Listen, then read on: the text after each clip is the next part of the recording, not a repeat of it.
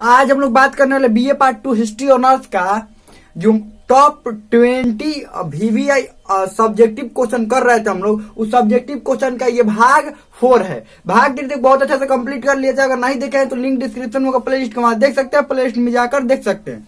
इससे पहले हम लोग कितना तक 12 तक कर लिए थे। जो टॉप 20 सब्जेक्टिव क्वेश्चन है यानी कि लॉन्ग क्वेश्चन का जो क्लासेस चल रहा था, इसमें हम लोग 12 को क्वेश्चन कर लिए थे। और देखिए और 12 को है तो ये हो गया 16 को, और इसके बाद 4 को बचा हुआ। 4 को के बाद ये क्लासेस पूरी तरह से कंप्लीट हो जाएगा, पेपर 4 स्टार्ट कर देंगे हम। तो देखिए क्वेश्चन क्या है, पेशवाओं के अधीन मराठाओं के प्रसार को विस्तार से बताएं। यानी कि पेशवा जब बने प्रमुख तो उसके बाद मराठाओं के विस्तार को आपको बताना है। अब देखिए इसमें लिखेंगे क्या, शुरू से ही लिखेंगे। अब मराठा साम्राज्य के संस्थापक के बारे में भी लिखेंगे। संस्थापक कौन थे, क्योंकि देखिए कम से कम 14 से 15 पेज में लिखना होता है ना, तो थोड़ा सा लिखने में से तो होगा नहीं। तो ये देखिए पहले मराठा साम्राज्य के बारे में और इसके बारे में और इनके पेशवाओं के बारे में, कौन कौन पेशवा थे, क्या थे, मराठा साम्राज्य में बहुत अच्छा से बताए हैं। और इनके संस्थापक के बारे में, इनके कार्य के बारे में सब कुछ बहुत अच्छा से बताए हैं। तो आप वो चैप्टर देख सकते हैं, जो कि जिसका जो लिंक इसी वीडियो के नीचे डिस्क्रिप्शन में दिया गया है, या साइड में वो आपको दिखाई भी दे रहा होगा चैप्टर। वो चैप्टर आप क्या कर सकते हैं, तो यही वाला चैप्टर प्ले लिस्ट में जाइए, और चाहे यहाँ से भी प्ले लिस्ट है, यहाँ इसके वीडियो के नीचे भी डिस्क्रिप्शन में प्ले लिस्ट का लिंक दिया गया, वहां से भी देख सकते हैं। अब ये इनके बारे में बहुत अच्छा से बताया गया है। ये मराठा साम्राज्य के संस्थापक शिवाजी थे। उसके बाद उनके ही पुत्र कौन बने, शिवाजी के पुत्र जो संभाजी थे वो बने। उसके बाद फिर औरंगजेब से इनका लड़ाई हुआ, फिर इनकी मृत्यु हो गई, और मृत्यु होने के बाद फिर जब इनकी मृत्यु हुई और इनके जो पुत्र थे, इनके पुत्र जो साहू जी थे, वो साहू जी को कौन लेकर गया था, औरंगजेब। और बहुत सारा कुछ हुआ। और इनके देखिए और पेशवा, उसके बाद देखिए जब साहू जी छूटे वहां से, जब साहू जी छूटे तो उसके बाद पेशवा किसको बनाया, बालाजी विश्वनाथ को। किसको बनाया, बालाजी विश्वनाथ को। और उसी समय से पेशवा का कार्य शुरू हो गया। बालाजी विश्वनाथ हुए, बाजीराव प्रथम, बालाजी बाजीराव, ये सब शक्तिशाली पेशवा हुए। जिसके बाद क्या हुआ, मुख्य रूप से जो भूमिका हो गई वो पेशवा की ही हो गई। लड़ाई वड़ाई सब पेशवा करते, तो सब कुछ पेशवा ही करने लगे। तो इनके बारे में बहुत विस्तार से हम क्या किए हैं, बताए हैं। मराठा साम्राज्य जब पढ़ा रहे थे तो बहुत ही विस्तार से बताए थे। चलिए आगे बढ़ते हैं। मुगलों के अधीन प्रशासनिक, अगला क्या, मुगलों के अधीन प्रशासनिक व्यवस्था।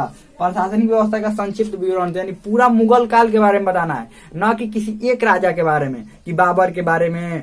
ऐसा नहीं कि बाबर, हुमायूं, किसी एक के बारे में नहीं बताना है, सभी राजाओं के बारे में बताना है। बाबर, हुमायूं, अकबर, ये सबके समय ये प्रशासनिक व्यवस्था कैसी थी। प्रशासनिक व्यवस्था बहुत ही बेहतरीन थी, और इसके बारे में भी हम पढ़ाए हैं। किसने पढ़ाए हैं, ये मुगलों के बारे में जब पढ़ा रहे थे उस समय पढ़ाए हैं, इनके प्रशासन के बारे में पढ़ाए हैं। तो आप वहां से आप इस चैप्टर को देख सकते हैं और लिख सकते हैं। और लिख कर आप कहाँ भेजना है, टेलीग्राम ग्रुप में, जिसका लिंक इसी वीडियो के नीचे डिस्क्रिप्शन में दिया गया। और कम से कम ऐसा कि 14 से 15 पेज में होना चाहिए इसका आंसर। इनके प्रशासन का प्रशासनिक बहुत बेहतरीन था। इसलिए बेहतरीन था कि इतने क्षेत्र जीत रहे थे। कैसे, बिना प्रशासन व्यवस्था बढ़िया हुए इतने क्षेत्र जीत गए थे।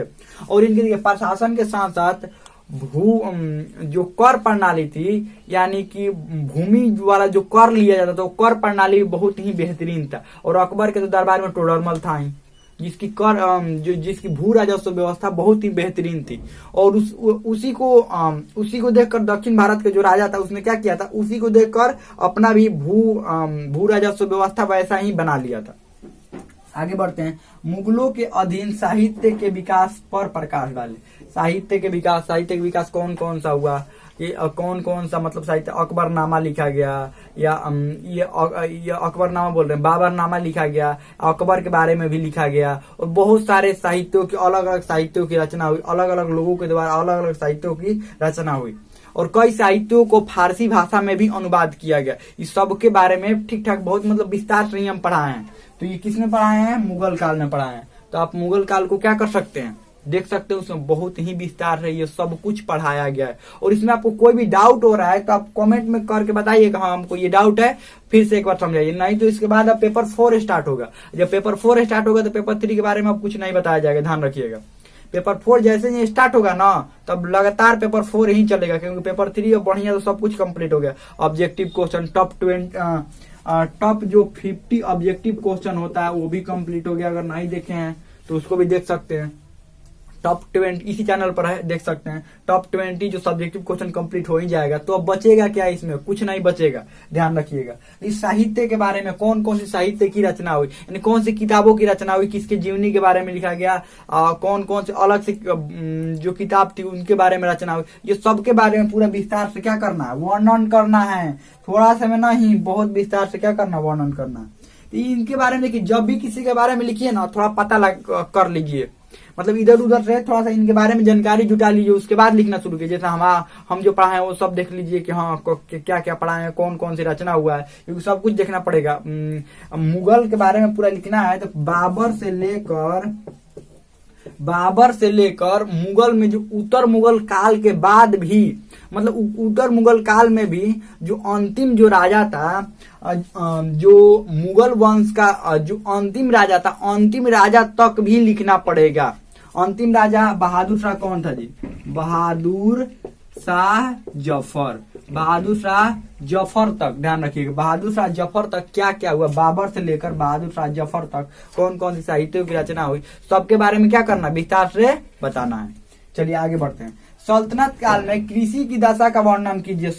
दिल्ली सल्तनत की बात हो रही। अब देखिए कृषि के बारे में वर्णन करना है, कृषि का हालत बहुत ही खराब था उस समय। तुगलक वंश का समय भी देख लीजिएगा। जो मोहम्मद बिन तुगलक ने कर व्यवस्था को यानी कर को बढ़ाया था, तब तक पता चला कि वहां पर जहां पर गंगा यमुना द्वाब वाले क्षेत्र पर बढ़ाया इसने कर, और देखा तब तक पता चला कि वहां पर तो आया है भयंकर सूखा पड़ा था, अकाल पड़ गया था। क्या पड़ गया था? अकाल पड़ गया था। तो इसका जो बढ़ाया हुआ कर खुद उल्टा पड़ गया, क्योंकि लोगों ने विरोध कर दिया। जब वहां पर अकाल पड़ा हुआ है, कर बढ़ाएंगे तो दिक्कत हो जाएगा ना। तो मोहम्मद बिन तुगलक वंश के समय भी यानी दिल्ली सल्तनत में सब आ जाते हैं, जिसका दिल्ली राजधानी था। ये खिलजी वंश हो गया, तुगलक वंश हो गया, गुलाम वंश हो गया, ये सब के बारे में कृषि की दशा का वर्णन करना है। कौन कौन से कृषि के कौन कौन से प्रणाली लागू किए, कैसे कृषि के बारे में बेहतर। फिरोज शाह तुगलक, गयासुद्दीन तुगलक बोल रहे, मोहम्मद बिन तुगलक के बाद फिरोज शाह तुगलक आया, उसने कृषि के क्षेत्र में ठीक ठाक काम किया। तो ये सबके बारे में पूरा विस्तार से क्या करना है? लिखना है और विस्तार से वर्णन करना है। और लिखना कैसे ये भी हम बताए हैं कि लिखना कैसे, जो मुख्य बातें होती है उनको अंडरलाइन करना है। ध्यान रखिएगा, 2-3 बातों को देखना होता है। पहला जो मुख्य बातें होती हैं, और एक बात, पहले इंट्रोडक्शन लिखते हैं। शुरू में आपको बताएंगे इंट्रोडक्शन मतलब परिचय, उसके बारे में जैसे दिल्ली सल्तनत के बारे में लिख रहे थे, दिल्ली सल्तनत को थोड़ा सा ऊपर से परिचय, और कृषि के बारे में भी उनका ऊपर परिचय लिखना होता है। बीच में जो बॉडी पार्ट होता है यानी मुख्य बातें होती है, और अंत में कंक्लूजन यानी अंत में निष्कर्ष। ये इस सब का निष्कर्ष क्या हुआ, इसमें मुख्य बातों को क्या करना होता है? मुख्य बातों को अंडरलाइन करना होता है। और वहां पर जहां पर देखिए मैप की जरूरत हल्का सा भी दिखाई दे रहा हो, वहां पर मैप बना दीजिए।